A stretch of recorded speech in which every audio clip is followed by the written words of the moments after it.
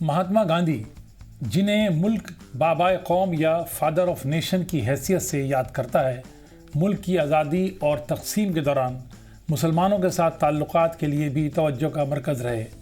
बात तुर्की में सल्तनत उस्मानिया के ज़वाल के बाद खिलाफत तहरीक की हिमायत की हो या फिर तक़सीम की मुखालफत की, गांधी जी ने हर नाजुक मोड़ पर मुसलमानों को राह दिखाई। तक़सीम के बाद पाकिस्तान का रुख करने से रोका। तक़सीम मुल्क से पहले और उसके बाद महात्मा गांधी का मुसलमानों के साथ रिश्तों की एक तवील कहानी है, जिस पर आज हम रोशनी डालेंगे। मैं हूं मंसूरुद्दीन फरीदी और आप देख रहे हैं ख़ास प्रोग्राम बात निकली है।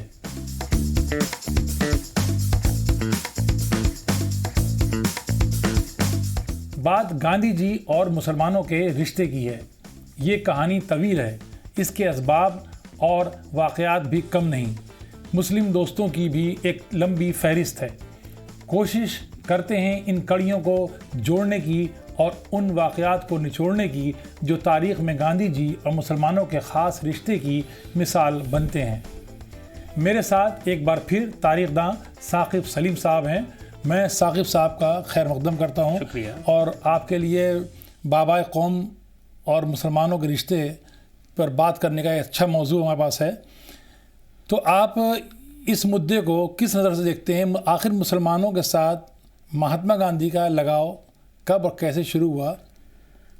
सबसे पहले तो मैं यहाँ से इसे शुरू करूँगा फरीदी साहब, कि बहुत से लोग इस पर बहुत सारी बातें करते हैं कि कुछ लोग कहते हैं गांधी जी ज़रूरत से ज़्यादा मुसलमानों के साथ थे। कुछ मुसलमान भी आपको कहते हुए सुनाई देंगे कि वो एक हिंदूवादी थे जो कि मुसलमानों के पूरे तौर पे ख़िलाफ़ थे। तो उस ज़माने में उनको लेकर क्या नज़रिया था, रईस अमरोही जो कि बाद में आपके वतन के थे, बाद में वो पाकिस्तान चले गए, तो उन्होंने इसके बारे में कहा कि वो अमरोही में दंगे वगैरह के बीच वो दिल्ली में एज ए रिफ्यूजी रह रहे थे और तब तक ये डिसाइड नहीं किया था कि वो चले जाएंगे। उन्होंने कहा तभी खबर आती है कि गांधी जी का कत्ल हो गया है।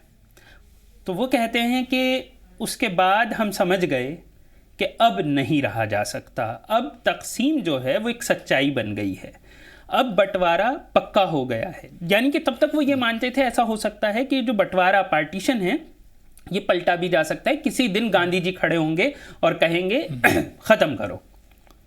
उस ज़माने और इस मुद्दे पर उन्होंने एक क़िता कहा था, वो मैं यहाँ पर पढ़ना चाहूँगा। फ़क़त हिंदोस्तां क्या एशिया को नाज उस पर था, लंगोटी बंद लेकिन वक्त के शाहों से बढ़कर था, वफा का, अज़्म का, इसरार का, जुर्रत का पैकर था। वो हिंदू था मगर लाखों मुसलमानों से बढ़कर था। तो मुद्दा ये है कि उन्हें लेकर जो एक आम समझ थी वो ये थी कि मतलब मुसलमानों के बीच भी 1947-48 में भी कि वो प्रो मुस्लिम आदमी हैं। तो पहली चीज़ तो ये बिल्कुल साफ आज के वक्त में जो तरह तरह की बात करते हैं, और सबसे ख़ास बात हमेशा मैं ये बात लोगों को से कहता हूँ कि वो आदमी अगर नहीं भी हो, वो उसके कुछ भी उस आदमी की सोच रही हो, हमें नहीं पता, लेकिन आपको ये बात ध्यान रखनी चाहिए कि गोडसे ने गांधी जी को गोली इस ही लिए मारी थी क्योंकि गोडसे को लगता था कि आदमी प्रो मुस्लिम है।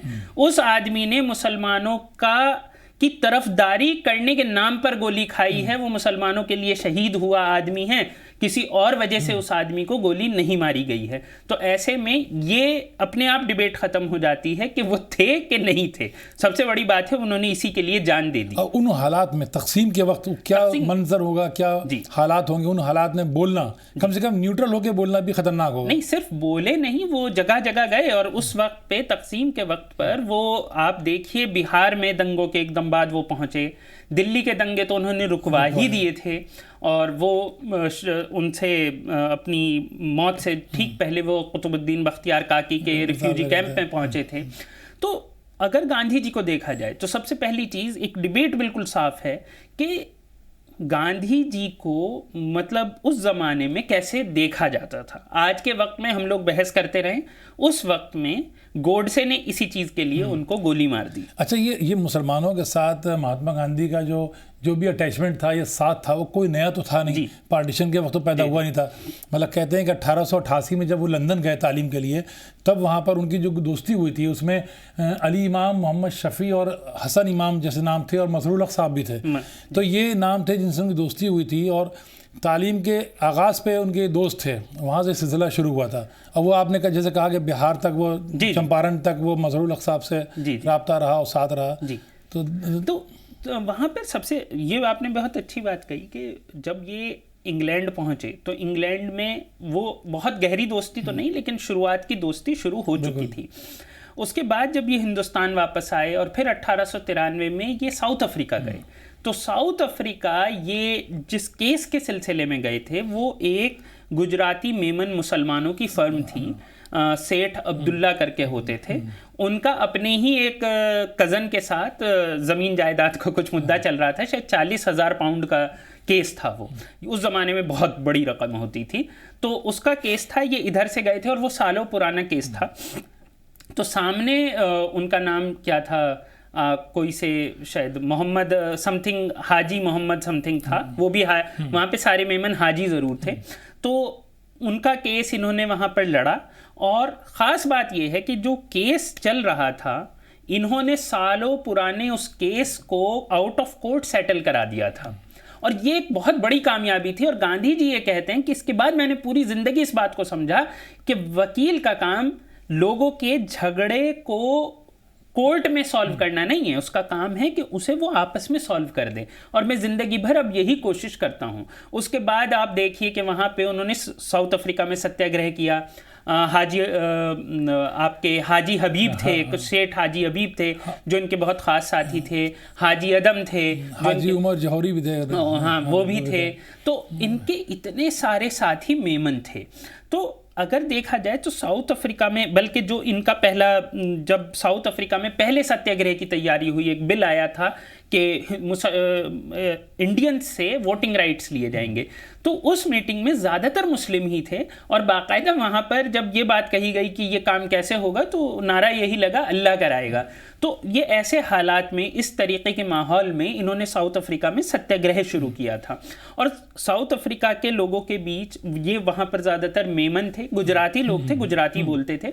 गांधी जी को बुलाया ही इसलिए गया था कि कोर्ट की लैंग्वेज अंग्रेज़ी थी, सेठ साहब जो थे वो गुजराती जानते थे, तो उन्हें एक आदमी चाहिए था जिससे दोनों ज़बान आती हूँ, तो वो गांधी जी थे। तो गांधी जी जो थे, वो उनका जो करियर की शुरुआत है वो पूरे तौर पे मेमन मुसलमानों के बीच हुई। साउथ अफ्रीका में उन्होंने नाम कमाया, उनके साथ खड़े होकर उन्होंने मूवमेंट शुरू किया। और इसमें सबसे मज़ेदार बात यह है, जब ये वापस आए 1915 में भारत, तो भारत वापस आने के बाद ये सभी को पता है, गोखले साहब इनके एक मेंटर थे। तो गोखले साहब का बहुत पहले से ये था कि हिंदू मुस्लिम एकता के बिना कुछ नहीं हो सकता है। तो ये आए, और उसके बाद ये सबसे पहले अगर ये कहीं गए तो ये गए सिंध में पीर के पास, पीर लुआरी के पास। ये क्यों गए पीर लुआरी के पास? ये इसलिए गए कि साउथ अफ्रीका के जो मेमन थे वो उनके मुरीद थे, तो उनका रेफरेंस लेकर ये लुआरी के पीर के पास पहुंचे थे। वहाँ पर जाकर इन्होंने कहा कि हमें कुछ करना चाहिए, हम सोच रहे हैं। तब तक गांधी जी ने बॉयकॉट की कॉल नहीं दी थी। उस टाइम पर लुआरी के पीर ने वहाँ पर, ये CID रिपोर्ट्स कहती हैं, ये बात कह दी थी कि हम बॉयकॉट करेंगे, हम आपके साथ हैं। तो वहीं से जो एक तरीके से इतने बड़े जो पीर थे सिंध के, उन्होंने अपने मुरीदों को ये कहना शुरू कर दिया था कि आप जो हैं गांधी का साथ दीजिए। और ये भी ख़ास बात है कि नॉन कॉपरेशन मूवमेंट जब 1920 में लॉन्च हुआ है, तो उसका जो पहली गिरफ्तारी थी वो सिंध में एक पीर थे महबूब शाह, उनकी गिरफ्तारी थी। तो गांधी जी का जो बेस था, जो शुरुआती बेस उन्होंने किया, वो साउथ अफ्रीका में मुस्लिम्स के बीच है। हिंदुस्तान आके वो सबसे पहले गए एक पीर के तालीम के लिए जो गए लंदन, वहाँ भी वो मुसलमानों के साथ थे। एक फ़र्क ये था कि साउथ अफ्रीका में गांधी जी बने, लंदन में गांधी थे। हाँ। साउथ अफ्रीका में आके गांधी जी बने और हिंदुस्तान में आके महात्मा गांधी बन गए, तो बहुत फ़र्क है। और जैसे साउथ अफ्रीका से जब वो लौटे थे तो उनके साथ एक अब्दुल कादिर साहब थे जो साउथ अफ्रीका से उनके साथ अपने ख़ानदान के साथ इंडिया आए थे और आगे वो ठहरे थे यहाँ पर और उनकी प्रिंटिंग प्रेस संभाली थी जो जिसमें इनका प्रिंटिंग का काम होता था। तो ये ताल्लुकात मेमन से ही ज़्यादा नहीं, शुरुआत में मेमन से थे, लेकिन अगर आप उसके बाद देखें तो बिहार में भी हैं। आप देखिए कि शुरुआत में ही जब ये बिहार पहुंचे, चंपारण सत्याग्रह इनका पहला बड़ा मूवमेंट माना जाता है, तो इन्होंने खुद लिखा है कि जब मैं पहुंचा तो मैं बिहार में किसी को नहीं जानता था, मजहर को जानता था। मजहरुल हक जो थे वो हमारे साथ इंग्लैंड में थे और जब मैं आया तो पिछले साल कांग्रेस के सेशन में उनसे मेरी मुलाकात हुई, तो वापस हमारे जो रिश्ते थे वो वापस शुरू हुए। तो जाकर इन्होंने उन्हीं से कहा कि मुझे वहाँ जाना है। मजहर साहब ने कहा कि अभी रुकिए, उन्होंने कहा नहीं तुम मुझे ट्रेन में बैठवा दो, मैं जा रहा हूँ। तो वहीं से सारी चीज़ें हुई और मजहरुल हक पूरे चंपारण मूवमेंट के दौरान इनके साथ रहे। और बाद में ये एक अलग बात है कि मजहरुल हक ने खुद गांधी जी को मतलब अपना लीडर मान लिया था। गांधी जी में कुछ बात थी कि उनसे ज़्यादा उम्र के, उनके साथ के, उनसे छोटे, सब उन्हें अपना लीडर मान लेते। अच्छा, सदाकत भवन जो था वो भी पूरा उनका ऑफिस बन गया, हेडक्वार्टर बन गया। सदाकत आश्रम भी अगर देखा जाए तो वो मजहरुल हक साहब का था, जो कि खैरुमिया नाम के एक आदमी की ज़मीन पर था और गांधी जी को दिया गया। और गांधी जी को सिर्फ देने वाले लोगों की बात नहीं हो रही, बात यह है कि गांधी जी जिनसे के साथ सलाह मशवरा कर रहे थे, जिनके साथ बैठकर सीआईडी रिपोर्ट कहती है कि मजहर के साथ बैठकर ये सलाह मशवरा कर रहे हैं, तो वो लोग मुस्लिम्स की इतनी बड़ी तादाद वहाँ पर मौजूद थी। ये शुरुआत है, ये मतलब गांधी जी की शुरुआत है। इसके आगे आप चलेंगे आपको दिखेगा कि सबसे पहले खिलाफत मूवमेंट आपने नाम लिया। खिलाफत मूवमेंट में जब खिलाफत मूवमेंट शुरू होता है तो शुरुआत से गांधी जी इस पर थे कि जेरूसलम, मक्का, मदीना, ये तीन जो मुक़द्दस शहर हैं और मसाजिद हैं, ये किसी भी तौर पर मुसलमानों से नहीं ली जा सकती हैं। तो ये फर्स्ट वर्ल्ड वॉर का ज़माना है और इसलिए ये खिलाफत मूवमेंट को पूरे तौर पर सपोर्ट करते हैं, ये इसे एक हक़ की बात मानते हैं। और उन्होंने उस वक्त आप देखिए कि वो अलीगढ़ मुस्लिम यूनिवर्सिटी गए बॉयकॉट कॉल लेकर, वहाँ के लोगों ने बॉयकॉट नहीं किया। अली ब्रदर्स साथ थे, शौकत अली और मोहम्मद अली। शौकत अली को ये बड़ा भाई बोला करते थे क्योंकि वो बहुत लंबे चौड़े थे, 6 फीट से भी ज़्यादा के थे। तो वहाँ पर ये गए, जब बॉयकॉट कॉल अलीगढ़ में कामयाब नहीं हुई, स्टूडेंट्स बाहर निकले और स्टूडेंट्स ने एक अलग यूनिवर्सिटी बनाई जिसका नाम जामिया मिलिया इस्लामिया रखा गया। यहाँ पर यह भी कहा जाता है, ऐसे कुछ सोर्सेज कहते हैं कि जामिया मिलिया नाम रखना डिसाइड किया था अली ब्रदर्स ने और बाकी लोगों ने, जाकिर हुसैन भी थे, डॉक्टर अंसारी भी थे, बहुत से मुसलमान थे जो कि ऑलरेडी इस पर बात कर रहे थे। लेकिन गांधी जी ने कहा जब ये मुसलमान बना रहे हैं और अलीगढ़ में बन रही है तो इसका नाम जामिया मिलिया, जामिया का मतलब जो लोग नहीं जानते हो, जामिया का मतलब ही यूनिवर्सिटी होता है, मिलिया मतलब मिल्लत के लिए, यानी कि नेशनल यूनिवर्सिटी ना हो, इसके नाम में इस्लामिया वर्ड आए, तो तब इसका नाम जामिया मिलिया इस्लामिया हुआ। तो इस्लाम वर्ड लफ्ज़ उसके अंदर आना ये भी गांधी जी की देन थी। तो गांधी जी ने उसके बाद ये काम किया और लगा पूरा खिलाफत मूवमेंट, बहुत से लोगों को लगता है खिलाफत मूवमेंट को वो सपोर्ट कर रहे थे, नहीं, खिलाफत मूवमेंट के वो प्रेसिडेंट थे, वो कमेटी के प्रेसिडेंट थे। तो उन्होंने इस बात पर जोर दिया था कि मुसलमान इसमें अलग ना पड़ जाएं या हिंदू मुस्लिम यूनिटी ना टूट जाए, तो उन्होंने इसको यूनाइटेड करने के लिए इस तहरीक को नहीं लीड किया। जी, लेकिन ये भी एक बात है, बहुत से लोग जब एक आम वो ये है कि वो उसको सपोर्ट करते थे और उससे एक फ़ायदा इनको शायद ये भी हुआ था कि इस्लामिक वर्ल्ड में उसके बाद गांधी जी का कद बहुत बड़ा हुआ था। जी और मकबूलियत हुई इस्लामिक कंट्रीज़ के अंदर। नहीं, उनकी ये बात सही है कि गांधी जी का कद बहुत बढ़ा, लेकिन गांधी जी ने उस टाइम पे जो प्रिंसिपल्ड स्टैंड लिए हैं वो कमाल के हैं, क्योंकि 1920 के आसपास की ही बात है या 1921 की, एक जगह पर यह हुआ कि शायद हकीम अजमल खां थे, तो ये प्रपोज़ल रखा गया कि जब हिंदू इतना कर रहे हैं, खिलाफत में हमारा साथ दे रहे हैं, तो सामने से मुसलमानों को गौकशी के ख़िलाफ़ वो ले लेना चाहिए कि हम ये नहीं करेंगे। तो गांधी जी खड़े हो गए और गांधी जी ने कहा देखिए मैं खुद गौकशी के ख़िलाफ़ मूवमेंट चलाता हूँ, लेकिन अगर ये लेन देन के तौर पे हमने किया तो इसका कोई मतलब नहीं है। हमें लगता है कि खिलाफत आप लोगों का हक है, इसलिए हम उसमें साथ हैं। जिस दिन आपको लगेगा कि ये हमारा हक है, आप छोड़ दीजिए, लेकिन ये लेन देन नहीं होगा। मतलब हिंदू मुस्लिम यूनिटी कभी भी लेन देन पर नहीं होगी, ये इनका एक प्रिंसिपल स्टैंड है। तो गांधी जी के जो स्टैंड है वो बहुत क्लियर था। जैसे राजगोपाल आचार्य ने लिखा था कि अगर गांधी जी ने खिलाफत तहरीक को लीड ना किया होता तो हिंदुस्तान नहीं बल्कि साउथ एशिया में बहुत से कंट्रीज़ कंफ्यूज रह जाते और बहुत सी गलतफहमियाँ दूर नहीं होती, लेकिन उनके खिलाफत का तहरीक में जुड़ने से बहुत सारी गलतफहमियाँ दूर हो गई खिलाफत के ताल्लुक से। जी जी बिल्कुल।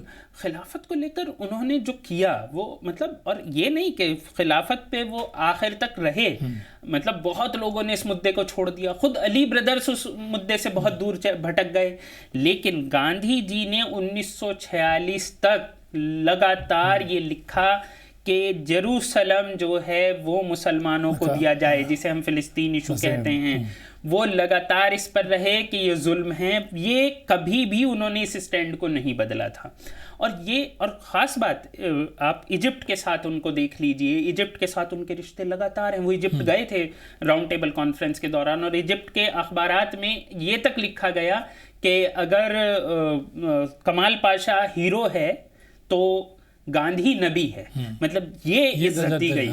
तो ये इज्जत भी थी उनकी, और वो उन सब के साथ मतलब मेल जोल का एक, उनके एक साथी अब्बास तैयब जी थे, जिनकी फैमिली अगर हम देखें, तैयब जी फैमिली बहुत इंपॉर्टेंट फैमिली है, और उसी घर से आमिना तैयब जी थी जो इनके बहुत क्लोज थी, और उर्दू भी सिखाई थी उन्होंने मेरे ख्याल में गांधी जी को।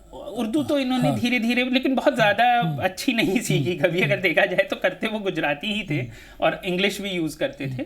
लेकिन हाँ, ये बात सही है कि गांधी जी ने जो सबसे बड़ा काम, मतलब जो बहुत सारी चीज़ें लगातार करी, एक और चीज़ इन्होंने करी कि इन्होंने मुस्लिम लीडरशिप को डेवलप करने की कोशिश की। बहुत से लोग ये इल्ज़ाम लगाते हैं कि नहीं की। आपको ये समझना पड़ेगा कि शौकत अली, मोहम्मद अली, वो ठीक है, वो ठीक ठाक नेता थे, लेकिन उन्हें पूरे हिंदुस्तान में घुमाना, उन्हें स्टेज पे बैठ के बड़ा भाई कहना, उनकी माँ को अपनी माँ कहना, और ये सारी चीज़ें गांधी जी ने की हैं। गांधी जी ने इसके बाद खान अब्दुल गफ्फार खान पर जिस तरीके से उन्हें आगे बढ़ाने के लिए काम किया है, कभी उन्हें दूसरे नंबर पर नहीं रखा। ये नहीं है कि भैया खान अब्दुल गफ्फार खान छोटे आदमी हैं, इज्जत के साथ उनसे पेश आए। उन्होंने हमेशा कोशिश की। खान अब्दुल गफ्फार खान हमेशा, अगर आप देखें तो वो खुद गांधी जी के ख़ास थे, और गांधी जी ने आखिर में यही कहा कि मेरा अब एक ही आदमी बचा है। वो जब तकसीम की बात आ गई और कांग्रेस मान गई थी तकसीम पर, तो गांधी जी ने ये बात कही है कि मेरा एक ही आदमी बचा है, वो ये है। तो और उससे भी बड़ी बात कि वो हिंदू मुस्लिम फसादात में हमेशा परेशान रहे, वो हिंदुस्तान की तकसीम के ख़िलाफ़ थे, और वो किसी भी पॉइंट पर आप अगर उन्हें उठा के देखेंगे तो उनके रिश्ते, जैसे कि बहुत से लोग कहते हैं कि मतलब वो सिर्फ एक, बहुत से लोग कहते हैं कि वो सनातनी हिंदू के अलावा कुछ भी नहीं है। ऐसा नहीं है। उनके जो मुसलमानों से रिश्ते थे वो बहुत गहरे थे। और सबसे बड़ी बात ये है कि जब 15 अगस्त में सब लोग जश्न मना रहे थे, ठीक है, जो लोग अपने आप को बहुत मुस्लिम लीग वाला कहते थे वो अपनी तरफ जश्न मना रहे थे, जो इधर वाले थे वो भी अपना जश्न मना रहे थे। ये आदमी जश्न नहीं मना रहा था।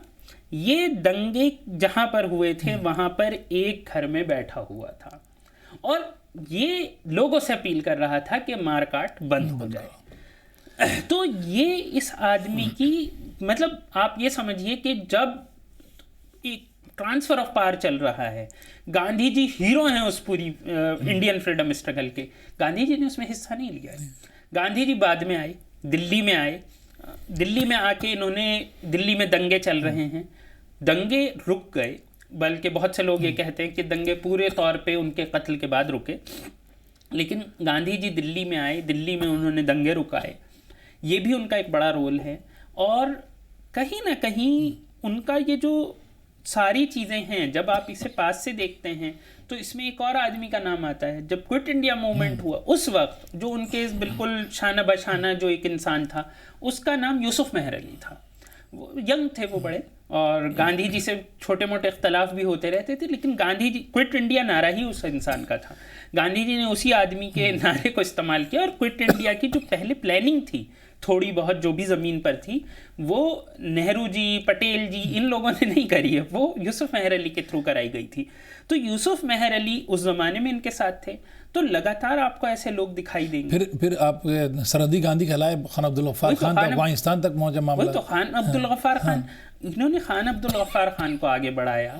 आप इनके जो करीबी में देखेंगे, आप प्रोफेसर अब्दुल बारी को देखेंगे, जो बिहार कांग्रेस के प्रेसिडेंट थे और जो कि दंगों के दौरान मारे गए। तो गांधी जी उसमें भी बहुत एक्टिव आपको नज़र आते हैं। गांधी जी आपको हर जगह नज़र आते हैं, और वो उतने ही मुसलमानों के थे जितने वो हिंदुओं के थे, जितने वो सिखों के थे, जितने वो क्रिश्चियंस के थे।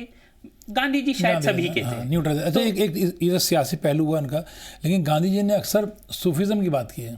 गांधी जी ने एक जगह लिखा था कि मैं मुसलमानों को चाहिए कि सूफीज़म को फॉलो करें या उस विचारधारा को चलें जिसमें बर्दाश्त है, जिसमें बर्दाश्त की क्षमता ज़्यादा होती है।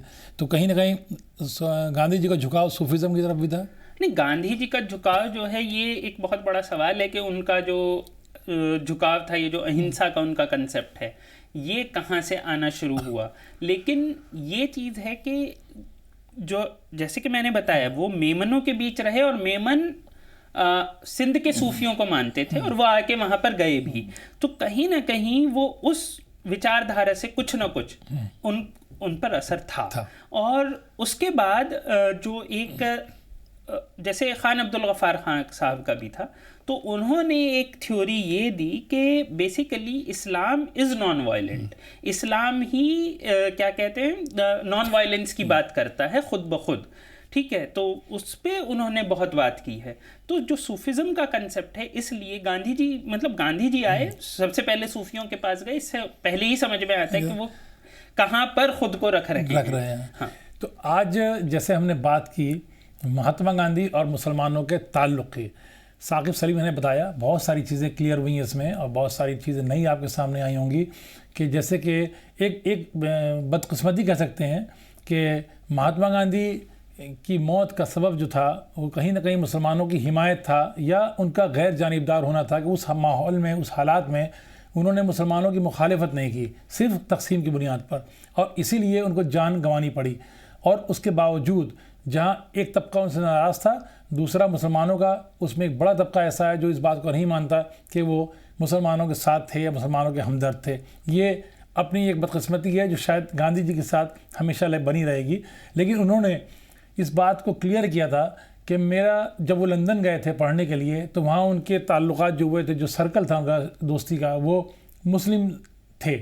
उसके बाद उन्होंने साउथ अफ्रीका में इस बात को कहा कि मैं 20 साल मुसलमान दोस्तों में गुजारे हैं, और मैं जो हूँ वही हूँ, और मेरे ताल्लुकात इतने गहरे थे कि मुसलमान दोस्तों ने अपने घरों में अपनी माँओं और बहनों से कहा था कि ये हमारे घर के फ़र्द हैं, इनसे पर्दा करने की ज़रूरत नहीं है।